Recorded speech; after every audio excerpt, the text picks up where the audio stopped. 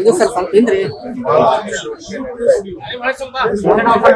ವಿಶೇಷವಾಗಿ ನಿಮ್ದ ಸೌಂಡ್ ಬರ್ತದೆ ಸ್ವಲ್ಪ ಡೌನ್ ಮಾಡು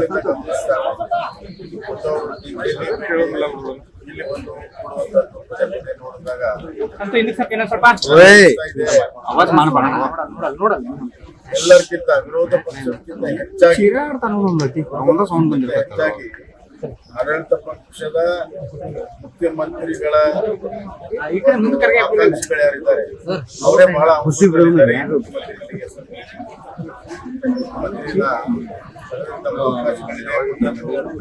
ಸರ್ಕಾರ ಬರಲ್ಲ ಅಂತ ಗೊತ್ತಿದೆ. ಹೀಗಾಗಿ ಅವರು ಆ ನಿಟ್ಟಿನಲ್ಲಿ ಸತತವಾದ ನಿರಂತರವಾದ ಪ್ರಯತ್ನ ಮಾಡ್ತಾರೆ. ಇದರ ಒಟ್ಟು ಪರಿಣಾಮ ಏನು ಅಂದ್ರೆ ರಾಜ್ಯದಲ್ಲಿ ಆಡಳಿತ ಸ್ಥಗಿತ ಆಗಿದೆ. ರಾಜ್ಯದಲ್ಲಿ ಸಂಪೂರ್ಣ ಆಡಳಿತ ಸ್ಥಗಿತ ಆಗಿದೆ. ಯಾವುದೇ ಕೆಲಸ ಆಗ್ತಾ ಇಲ್ಲ, ಯಾರಿಗೂ ಹಣ ಬಿಡುಗಡೆ ಆಗ್ತಾ ಇಲ್ಲ, ಎಲ್ಲ ಕಾರ್ಯಕ್ರಮಗಳು ನಿಂತ್ಕೊಂಡಿದ್ದಾವೆ, ಅಭಿವೃದ್ಧಿ ಕೆಲಸಗಳು ರೇಟೆಲ್ಲ ಹೀಗಾಗಿ ರಾಜ್ಯ ಇನ್ನಷ್ಟು ಹಿನ್ನಡೆ ಆಗ್ತಾ ಇದೆ.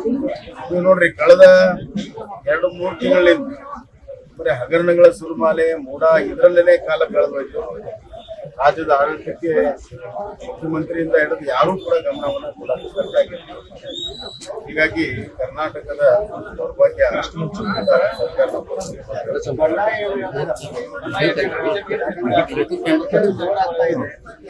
ನಾವು ಯಾವುದೇ ರೀತಿಯ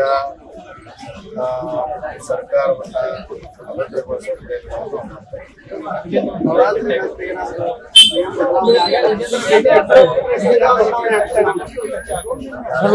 ಪಡ್ಕೊಳ್ತಾ ಇದೆ. ಆ ರೀತಿ ಬಿಜೆಪಿ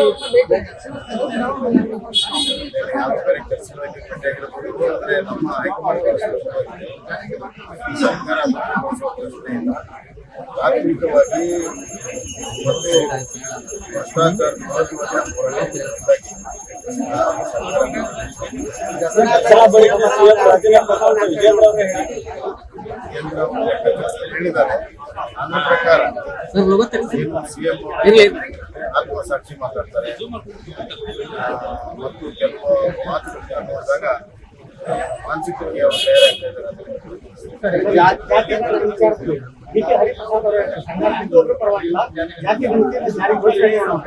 ಅವರು ಮತದಾನದ ಮಾತುಕತೆ